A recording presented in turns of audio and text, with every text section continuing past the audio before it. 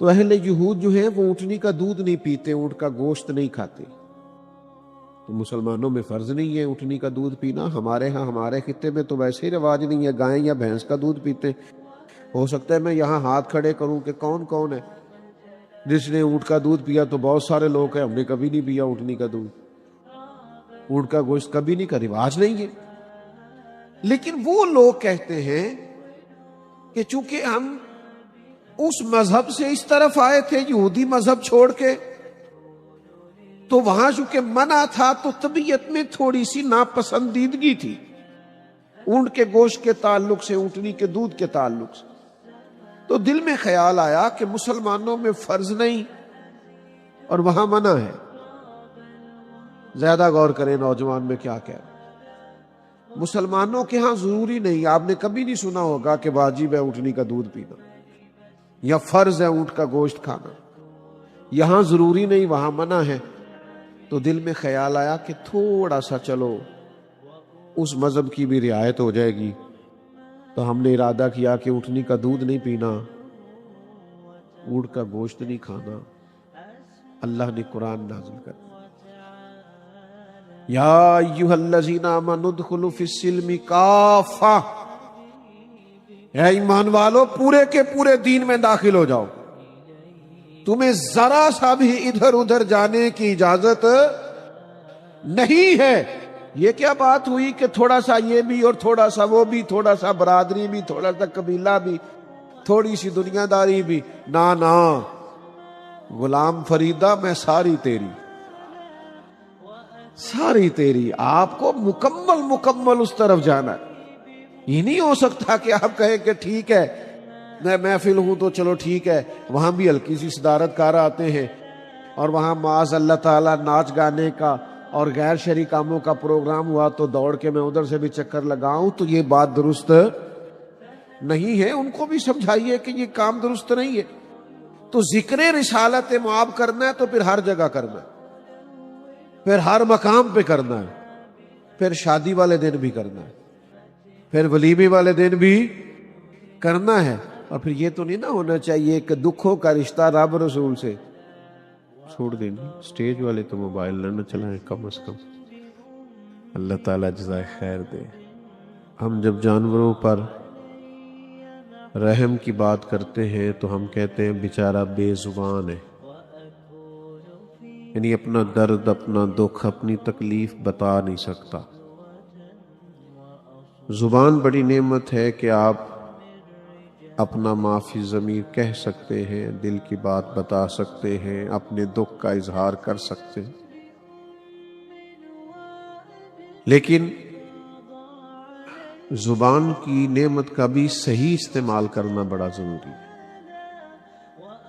اگر اسی کا غلط استعمال کر لیا جائے تو یہ زبان ہی بعض اوقات بہت سارے مسائل کا سبب بن جاتی ہے۔ مشکات شریف میں حدیث ہے، نبی کریم صلی اللہ تعالی علیہ وسلم بیان فرماتے ہیں کہ تم کبھی کبھی بات کرتے کرتے ایسا جملہ بولتے ہو تمہیں پتہ بھی نہیں ہوتا اور اللہ تمہارے لیے جنت کا فیصلہ فرما دیتا ہو،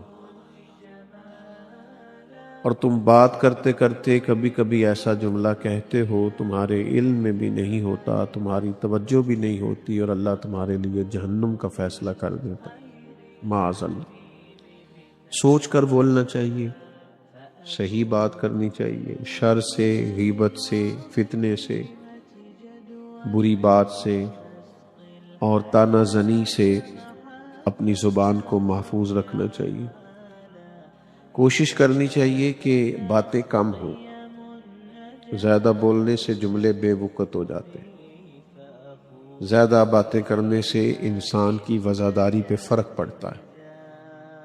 ہر وقت بات کرنے والے کی بات کا وزن نہیں رہتا۔ خیر الکلام ما قل ودل، بہترین بات وہ ہے تھوڑی ہو، جامع بات کریں، گفتگو کریں، ذکر کریں، تذکرہ کریں، لیکن ادھر ادھر کی باتیں کرنے سے بہتر ہے کہ ذکر یا اللہ کا کریں یا اللہ کے رسول کا صلی اللہ تعالی علیہ وسلم۔ اور یہ جو حضور کا ذکر پاک ہے جس کا عنوان سے آج بزم حسن کو سجایا گیا ہے۔ یہ ذکر تو ویسے ہی بڑا بلند ہے، اس کو اللہ نے بلند کر دیا ہے۔ اللہ تعالیٰ نے فرمایا وَرَفَعْنَا لَكَ ذِكْرَكَ، اے محبوب علیہ السلام ہم نے نا آپ کی خاطر آپ کے ذکر کو بلند کر دیا۔ اور اس کی کیفیت کیا ہے، وہ کس طرح بلند ہے؟ حضرت جبریل امین علیہ السلام سے جب نبی کریم علیہ السلام نے سوال کیا، پوچھا کہ اللہ تعالیٰ نے میرے ذکر کو کیسے بلند کیا ہے، تو حضرت جبریل علیہ السلام عرض گزار ہوئے، یا رسول اللہ صلی اللہ تعالیٰ علیہ وسلم، رب فرماتا ہے جہاں میرا ذکر ہوگا نا اے میرے محبوب، وہاں آپ کا بھی ذکر کیا جائے گا۔ حضور کا تذکرہ بلند ہے، نبی پاک کا ذکر ہر وقت ہو رہا ہے، ہر جگہ گونج رہا ہے، اذانوں میں بھی، نمازوں میں بھی، درودوں میں بھی، سلاموں میں بھی۔ جتنی کتابیں حضور کی سیرت مقدسہ پر لکھی گئی ہیں، جتنی حضور کی نعت کہی گئی ہے، جتنا حضور کے محاسن کا بیان کیا گیا ہے، جتنا فضائل، خصائل، شمائل کا بیان کیا گیا ہے، کوئی سوچ بھی نہیں سکتا۔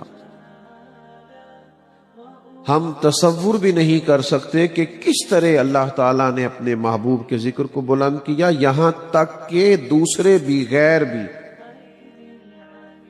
اللہ کرے آپ موبائل کم دیکھیں اور میری بات زیادہ سنیں، ذرا آمین تو کہیے گا۔ موبائل تو آپ کے پاس ہی ہے یار، اور پھر یہ کہ موبائلوں میں تو ملاقات پہلے بھی رہتی ہے، تو میرا دل تھا کہ آج کوئی درمیان میں شریکہ نہ بنے، آپس میں بات چیت کریں۔ تو کافی سارے کیمرے لگے ہوئے ہیں، یہ آپ کو دے دیں گے، بس باقی دوست میری بات پر توجہ کریں۔ عزیز دوستو، غیروں نے حضور کی یہ شعر غیر مسلم کے ہیں، وہ کلمہ نہیں پڑھتا تھا، غیر مسلم کے شعر۔ وہ کہتا ہے یہ کس نے ذروں کو اٹھایا اور صحرا کر دیا، یہ کس نے قطروں کو ملایا اور دریا کر دیا، یہ بھلا کس کی حکمت نے یتیموں کو کیا در یتیم اور غلاموں کو دنیا بھر کا مولا کر دیا۔ تو غیروں نے مناقب کہے، نعت کہی، ذکر کیا، تذکرے کیے۔ ایک صدر گزرا ہے امریکہ کا، تو وہ جیسے ہی برسر اقتدار آیا، لوگوں نے اس سے پوچھا کہ ہر آدمی کوئی نہ کوئی ویژن بیان کرتا ہے، تمہارا بھی کوئی ویژن ہوگا؟ ہر آدمی کسی نہ کسی پالیسی کے تحت اپنے ملک کو چلاتا ہے، تو کوئی تمہاری بھی پالیسی ہوگی۔ وہ سیاہ فام صدر تھا، اسے کالا کہہ کے پکارا جاتا تھا، بہت لمبا عرصہ نہیں گزرا اسے رخصت ہوئے صدارت کے عہدے سے۔ اس سے لوگوں نے پوچھا کہ بھائی تم کس طرح اپنے ملک کو چلاؤ گے؟ تو کہنے لگا میرے پاس نا مسلمانوں کے نبی صلی اللہ تعالی علیہ وسلم کا ایک فرمان پہنچا ہے، اور وہ میری پالیسی ہے، اور وہی میری زندگی کی، نجی زندگی کی بھی وہی پالیسی ہے، اجتماعی زندگی میں بھی میرا وہی دستور ہے، اور میں اسی کے تحت سارے نظم کو لے کے چلوں گا۔ تو لوگوں نے کہا وہ کیا؟ کہنے لگا نبی رحمت صلی اللہ علیہ وسلم نے فرمایا مومن وہ ہے جو اپنے لیے پسند کرے وہی اپنے بھائی کے لیے بھی پسند کرے۔ بس میں کوشش کروں گا کہ وہ چیز جو ٹھیک نہیں ہے میری نظر میں وہ کسی اور تک نہ جائے، وہ قانون نہ بنے جو میں اپنے لیے درست نہیں سمجھتا تو دوسروں کے لیے بھی میں اس قانون کو مرتب۔ یہ دیکھیے نا، یہ حدیث ہم سب کو آتی، پوری زندگی اس پر گزاری جا سکتی، زندگی کا سارا دستور اس پر رکھا جا سکتا ہے، ہم اپنے سارے معاملات اس پر مرتب کر سکتے کہ بھائی چیز پر غور کر لو، دیکھ لو، آپ جو بیچ رہے ہو، جو بانٹ رہے ہو، جو کسی کو دے رہے ہو، کیا یہ آپ اپنے گھر میں بھی استعمال کر سکتے؟ میں نے اپنے قبلہ عالم حضرت صاحب رحمت اللہ علیہ کی خدمت میں عرض کی حضور ادارہ بنانا ہے، مدرسہ بنانا ہے، کیسا ہونا چاہیے؟ فرمانے لگے اس طرح کا بنانا جس میں اپنے بچے بھی پڑھ سکیں، یعنی تم محسوس کرو کہ یہاں میرا بیٹا بھی پڑھ سکتا ہے، اس کا لیول اس معیار کا ہے۔ اور اگر یہ کہ دوسروں کے بچے وہاں ہیں اور آپ کے کہیں اور ہیں، یہ ہمارے حکمرانوں کا وتیرہ ہے نا کہ باقیوں کے بچوں پر حکومت کرتے ہیں اور اپنے بچوں کو باہر بھیج دیتے. تو انداز یہ رکھیے ہمیشہ زندگی کا کہ جو اپنے لیے پسند کرے وہی دوسروں کے لیے. تو عام دام برسر مطلب حضور کا ذکر تو غیر بھی کر رہے ہیں, نبی پاک کے تذکرے تو جگہ جگہ ہیں, گلی گلی ہیں, نگر نگر ہے. بلکہ کئی دفعہ ایسے ہوتا تھا کہ جو مخالف تھے نا, تو فیل بن عمر کہتے ہیں میں تو ویسے آیا تھا مکہ مکرمہ میں, میرا ارادہ کچھ اور تھا اور میرے ذہن میں بھی بات نہیں تھی, لیکن مجھے نا ابو جہل مل گیا رستے میں, تو مجھے کہنے لگا یہاں ایک شخص نے دعویٰ نبوت کیا, ان کے پاس نہیں جانا. ذرا سمجھیے گا بات. کہتے ہیں پہلے پتہ نہیں میں نے جانا تھا کہ نہیں جانا تھا, پہلے پتہ نہیں ان کے بارے میں پوچھنا تھا کہ نہیں پوچھنا تھا. لیکن یہ کریم کا انداز دیکھے نا, ابو جہل کہہ رہا ہے ان سے کہ انہوں نے دعویٰ کیا ہے تو یہاں مت جانا. کہتے ہیں میں نے کہا اب تو میں جاؤں گا.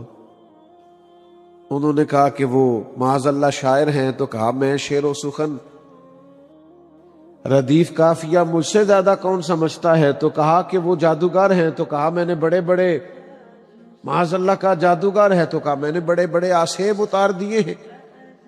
تو کہا بڑا انفرادی مسئلہ ہے, وہاں سے بچ کے آنا مشکل ہے. کہا میں تو جاؤں گا. تو فیل کہتے میں گیا, میں نے بھی بڑی باتیں کی, پر حضور نے صرف سورہ فاتحہ ہی پڑھ کے سنائی. بس پھر تیریاں ویخ کے اداواں میں مرید ہو گئی. پھر بات بدل گئی. سودا لینے کے لیے بازار گئے ہم, پر ہاتھ اس کے بکے جس کے خریدار گئے ہم. پھر واپس آئے تو ابو جہل ہی کہہ رہا تھا یہ وہ نہیں ہے جو یہاں سے گیا تھا. چہرہ دیکھ کے کہہ رہا تھا بدل گئے انداز, اتوار بدل گئے. تو بھائی غیر بڑا ذکر کرتے رہے, غیروں نے بڑے تذکرے کیے میرے نبی پاک, اللہ نے کروا لیے کوچا کوچا, کریا کریا, نگر نگر. حضور کا ذکر جاری تھا, جاری ہے اور جاری کیا کہتے ہیں فاضل بریلوی, رہے گا یوں ہی ان کا. پریشان ہیں آپ کسی بات پہ؟ زبردستی تو نہیں نا بٹھایا محفل ان دوستوں نے, ورنہ ان سے بات کریں. چونکہ اتنے پیارے لوگ ہیں آپ سارے, تو میری تو عادت ہی نہیں, میں بے سرا آدمی ہوں, میں تو کسی سے کہہ ہی نہیں سکتا میرے ساتھ مل کے پڑھو, تو سریلے لوگ کرتے ہیں. چلو اتنا تو آپ کہہ سکتے ہیں نا کہ رہے گا یوں ہی ان کا. او ماشاءاللہ, رہے گا یوں ہی ان کا, پڑے خاک ہو جائیں جل جانے والے. تو ہمیشہ رہے گا حضور کا ذکر پاک, ہمیشہ رہے گا. بلکہ ایک سکھ شاعر تھا, اس کو کسی نے تانا دیا. اس سے کسی نے کہا کہ تم مسلمان ہو کے حضور کی نعت کہتے ہو, تم غیر مسلم ہو کے حضور کی نعت کہتے ہو, اور اگر کہتے ہو تو پھر مسلمان ہو جاؤ. تو وہ کہنے لگا یار تم مجھ پر پابندی کیوں لگاتے ہو کہ میں غیر مسلم ہوں تو حضور کی نعت نہیں کہہ سکتا. وہ کہنے لگا ہو جائے عشق کسی سے کوئی چارہ تو نہیں, ہو جائے عشق کسی سے کوئی چارہ تو نہیں, اور صرف مسلم کا محمد پہ اجارہ تو نہیں. وہ تو عالمین کی رحمت ہے, تو ہو گیا بس, پیار کیا کیا جا سکتا ہے. تو جو عرض کرنا چاہتا ہوں, جو سمجھانا چاہتا ہوں کہ نبی پاک کا ذکر جگہ جگہ ہے, نگر نگر ہے, گلی گلی ہے, ہر مقام پہ ہو رہا ہے اور ہوتا رہے گا. بس ہمیں ہمارے امام نے یہ مقصد دیا ہے کہ تم نے بھولنا نہیں, تم نے بھولنا نہیں. حضور کب تک کرنا ہے؟ تو فاضل بریلوی کہتے ہیں حشر تک ڈالیں گے پیدائش مولا کی دھوم, اور مثل فارس نجد کے کلے گراتے جائیں, خاک ہو جائیں عدو جل کر مگر ہم تو رضا, دم میں جب تک دم ہے. اللہ کرے آپ کو سمجھ آئے. یہ شعر نہیں ہے, یہ مقصد حیات ہے. یہ فقط شعر کا مصرع نہیں ہے, یہ کسی شخص کا ولولہ ہے, کسی کا جذبہ ہے, کسی کا دستور حیات, کسی کا منشور ہے کہ ہم کریں گے کیا. کہتے خاک ہو جائیں عدو جل کر مگر ہم تو رضا, دم میں جب تک دم ہے ذکر ان کا سناتے جائیں گے. یہ ہم نے مقصد بنا لیا، اور یہ کیوں بنایا ہے وہ بھی بتاتے ہیں. وہ کہتے ہیں جو نہ بھولا ہم غریبوں کو رضا. پھر ذکر اس کا اپنی عادت کیجئے. جب انہوں نے ہمیں نہیں بھلایا تو ہمیں بھی ہر وقت محبوب کا ذکر کرنا چاہیے، اور کرتے ہیں ہم حضور کا ذکر پر محفل میں. مجھے معاف کیجئے گا، کل خانی میں کرتے، جنازوں میں کرتے، اللہ ماشاء اللہ. تکلیف سے بات کر رہا ہوں، چیلم پہ کر. یہ بچے کی مہندی والے دن حضور کا ذکر کیوں نہیں یاد آتا؟ پھر غلام رسول نہیں. میں تو صرف اس بندے کو دیندار مانتا ہوں جس کے گھر میں شادی ہو تو پتہ چلے کتنا دیندار ہے. محفل میں تو سارے دیندار ہیں، جنازے میں سارے دیندار ہیں. دین کا پتہ تب چلے گا جب تو بیٹی اور بیٹے کا بیاہ کرے گا. پھر تو کتنا ذکر رسالت معاب صلی اللہ علیہ وسلم کا خیال کرتا ہے. پھر تو کہاں تک شریعت کی پاسداری کرتا ہے، کہاں تک لحاظ کرتا ہے تو دینی تعلیمات کا. پھر سمجھ آئے گی تو کتنا دیندار ہے. لیکن اس دن کہتا ہے میرا بیٹا نہیں مانتا، میرا فلانا نہیں مانتا، میں بچوں کے ہاتھوں مجبور ہوں. یہ بہانے کسی اور کو سنانا، یہ بہانے. بچوں کو منانا ہو تو کوئی مشکل کام ہے. اور برادری اور قبیلے سے اگر آپ لڑ نہیں سکتے تو دعوی محبت کیوں کیا تھا؟ اور اگر سمجھ نہ آئے تو پھر دیکھو نہ کھول کے صحابہ کی زندگیاں.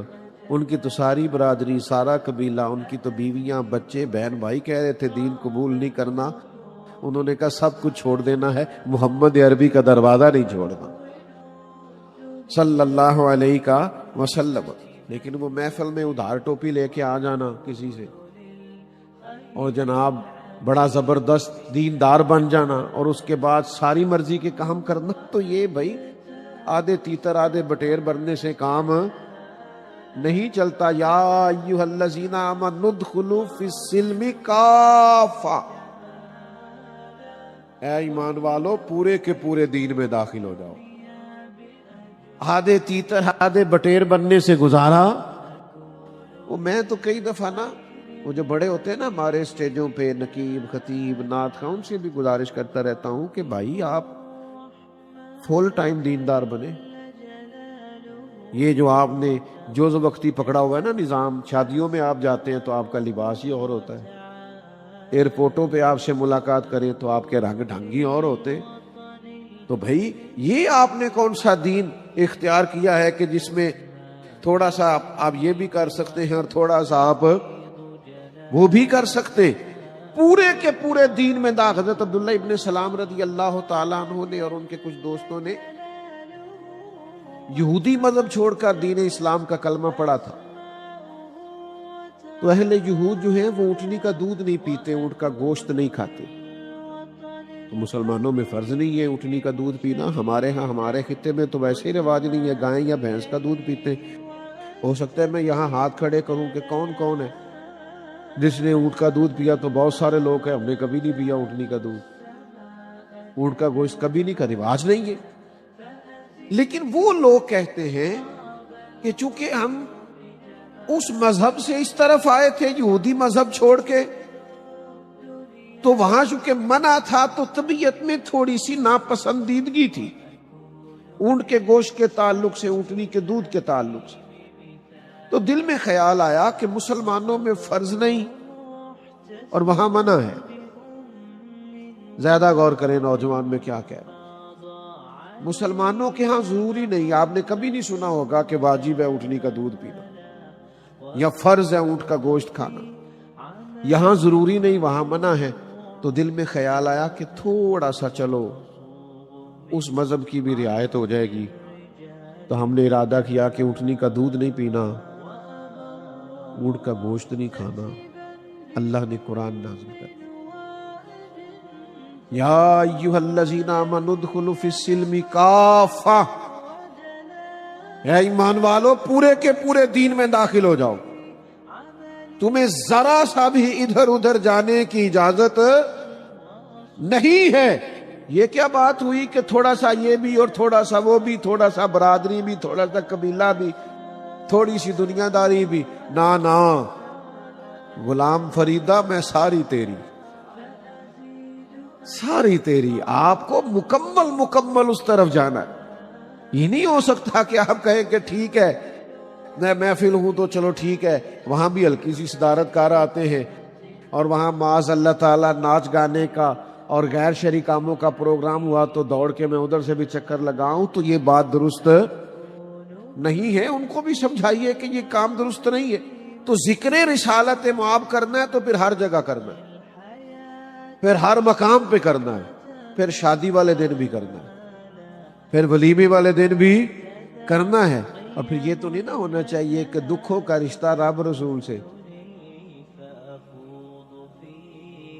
جب دکھوں کا وقت آیا تو اللہ رسول کا نام لے لیا اور جب سکھ ملے تو نہ۔ مومن کی شان یہ ہے کہ اس کے سارے رشتے ہی اللہ رسول کے ساتھ۔ تو نبی کریم کا ذکر ہر موقع پر۔ نوجوانوں اڑ جاتے ہو نا ذات کے لیے، اڑ جاتے ہو، میں نے یہی لینا ہے۔ بچے ضدیں کرتے ہیں نا، کاش کوئی ایک آدھ ضد تم نے حضور کے لیے بھی کی ہو۔ نہیں، میری شادی پہ کوئی غیر شرعی حرکت نہیں ہوگی، یہ میرا فیصلہ۔ میں کوئی وہ کام نہیں کرنے دوں گا جو شریعت سے ٹکراتا ہے، یہ میرا یار اس کے لیے بھی تو کبھی کھڑا ہو کے دیکھ نا، اس کے لیے بھی تو ڈٹ کے دیکھ، تاکہ تیرے باطن میں وہ خاص نور پیدا ہو جو بندہ مومن کی شان ہے۔ تو بس ایک تو یہ کہ حضور کا ذکر پاک کرنا ہے اور خوب کرنا ہے، لیکن دو تین چیزیں زیر غور رہیں۔ باقی سارے تذکروں کا رنگ اور ہے، حضور کے ذکر کے آداب اور ہیں۔ اس ادب کا خاص خیال رکھنا، تھوڑا سا نا خاص قسم کا ذوق ہو حضور کے ادب کا، خاص قسم کا دیکھیں کسی حدیث میں نہیں آیا، کئی حکم نہیں نبی پاک علیہ السلام کا کہ میری حدیث لکھو تو پہلے غسل کرو، کپڑوں کو خوشبو لگاؤ، 2 رکعت نماز نفل پڑھو، کہیں لکھا۔ لیکن امام بخاری رحمت اللہ علیہ نے جب بھی حضور کی کوئی حدیث لکھی ہے تو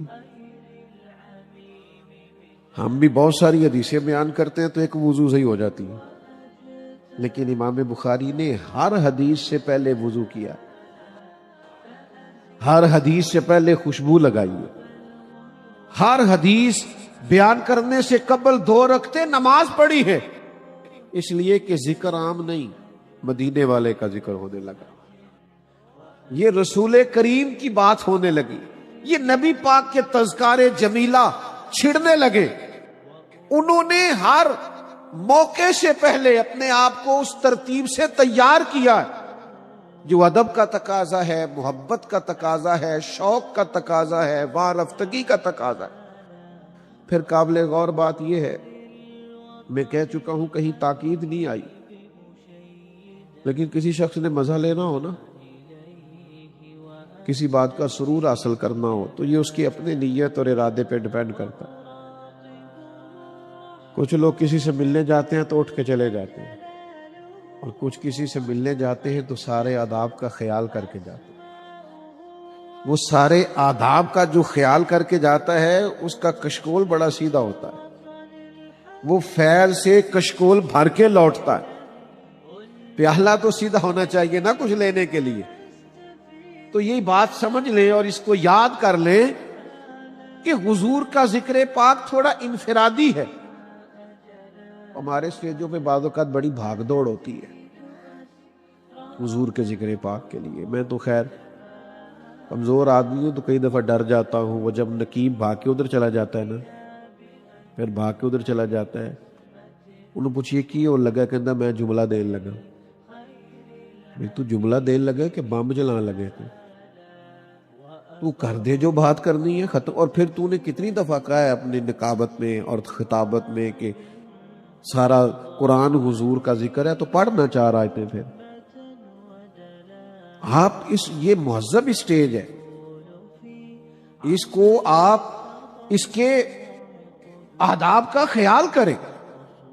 یہ کوئی ایسا نہیں ہے کہ آپ کی جو طبیعت میں ہے اور جس طرح کا آپ کا مزاج آیا آپ اس طرح کا کریں. اس ذکر کے تقاضے اور ہیں. اس ذکر پاک کا انداز تھوڑا اور ہے. یہاں آپ کو بہت زیادہ سمٹ کے بہت زیادہ اے پائے نظر ہوش میں آ کوے نبی ہے. آنکھوں سے بھی چلنا یہاں بے ادبی ہے. جملے دھلے ہوئے ہوں، لفظ باوضو ہو، بات کرنے میں قرار ہو، کہنے والا مؤدب ہو، سننے والا ادب سے بیٹھا ہو.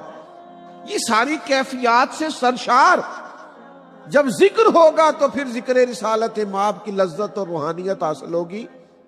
امام مالک رحمت اللہ علیہ کے دروازے پہ دستک ہوتی تھی. بہت بڑے فقیہ تھے، مجتہد تھے، امت ایک بہت بڑی تعداد ان کی تقلید کرتی ہے. تو امام صاحب کے دروازے پہ دستک ہوتی تو پوچھتے کون آیا ہے؟ تو عرض کی حضور ایک سائل ہے، سوال کرنا چاہتا ہے، دین کے بارے میں کچھ پوچھنا چاہتا ہے. تو آپ فرماتے اس سے پوچھو، کوئی فقہ کا مسئلہ پوچھنا ہے یا حدیث پاک؟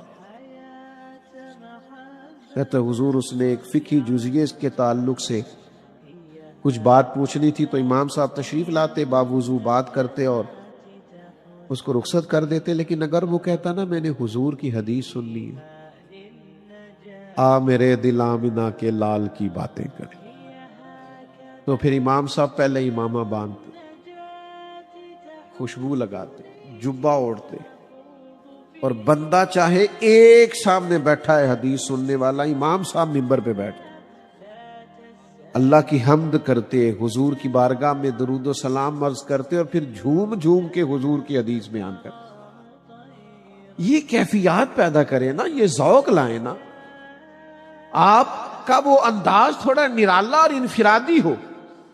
نعرے تھوڑے بھی لگ جائیں تو خیر ہے، ادب قائم رہنا چاہیے.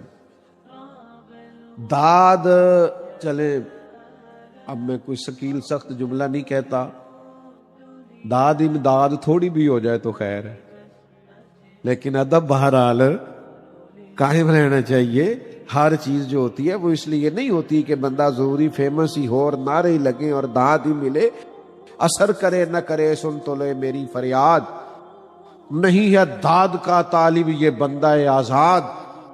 کچھ لوگ اس سے بھی آزاد ہوتے ہیں، وہ کہتے ہیں داد نہیں لینی، قیامت کے دن شاباش لینی. ان کو اس سے بھی تھوڑا سا نا وہ تھوڑے سے بے نیاز ہو جاتے. دیکھیے نا علامہ اسماعیل حقی نے لکھا ہے کہ جب جناب ابو بکر صدیق رضی اللہ تعالیٰ عنہ نے کلمہ پڑھا نا تو یہ بریکنگ نیوز تھی مکہ مکرمہ. اتنا بڑا تاجر مسلمان ہو گئے، اپنے قبیلے کا سربراہ مسلمان ہو گئے، خبر پھیل گئی. اور تاجر کے دوست بھی تاجر ہی ہوتے ہیں، بڑے بڑے لوگ ان کے دوست تھے. تو ایک جماعت مرتب ہوئی جس نے کہا کہ پتہ تو کرے واقعی جناب صدیق اکبر مسلمان ہو گئے، معلومات تو کریں. ان کے نام بتاؤں کون کون تھے؟ حضرت عثمان غنی، حضرت سعید بن زید، اس طرح کے کچھ صحابہ جو بڑے تاجر ہیں اور اپنے قبیلے میں قد کاٹ رکھتے، نامی گرامی لوگ. انہوں نے کہا کہ یار یہ خبر پھیل گئی ہے کہ جناب صدیق اکبر اور بڑے دھیمے ہیں، بڑی بہترین رائے رکھنے والے، سوچ سمجھ کر فیصلہ کرنے والے ہیں، اور ایک بہترین تاجر ہیں. اور تاجر جو ہوتے ہیں وہ گھاٹے کا سودا کرتے نہیں، سوچ سمجھ کے چلتے ہیں. تو جناب صدیق اکبر مسلمان ہو گئے ہیں تو معلومات تو کریں. تو وہ سارے جمع ہو کے جناب صدیق اکبر کے پاس آئے. ادھر دیکھنا نوجوانوں میری طرف. نے آ کے کہا ابو بکر سنا مسلمان ہو گئے آپ؟ فرمایا یہ کوئی سادہ سا سوال تو نہیں نا، بیٹھو دیتے ہیں جواب. یہ کوئی عام سی بات تو نہیں نا، یہ بس وہ جملہ تو نہیں نا کہ ہاں کہہ دی یا نہ کہہ دی اور بات ختم ہو گئی. فرمایا بیٹھو کرتے ہیں بات. جناب صدیق اکبر رضی اللہ تعالیٰ عنہ نے ان کو بٹھا لیا، پھر اس شوق سے حضور کا ذکر کیا. میری طرف دیکھیے گا، اس محبت سے نبی پاک کا تذکرہ چھیڑا۔ کچھ لوگ بات کرتے ہیں تو ان کا پورا لب و لہجہ اس پہ محو ہو جاتا ہے، ان کی آنکھیں بھی بولتی ہیں، ان کی روح بھی اس میں اتر جاتی ہے۔ وہ بات کرتے ہیں تو وہ پوری لذت اور پورا کیف اور پورا سرور، یعنی ایک ایک حرف سجن دے نا دا سانو دس دا وانگ قرآن یہ سورت یار دی ویندیاں رہنا، اے سب عملاں دی جان ہے۔ سجنا ساڈا دین کی پوچھنا ہے، ساڈا ایہو ہی دین ایمان ہے۔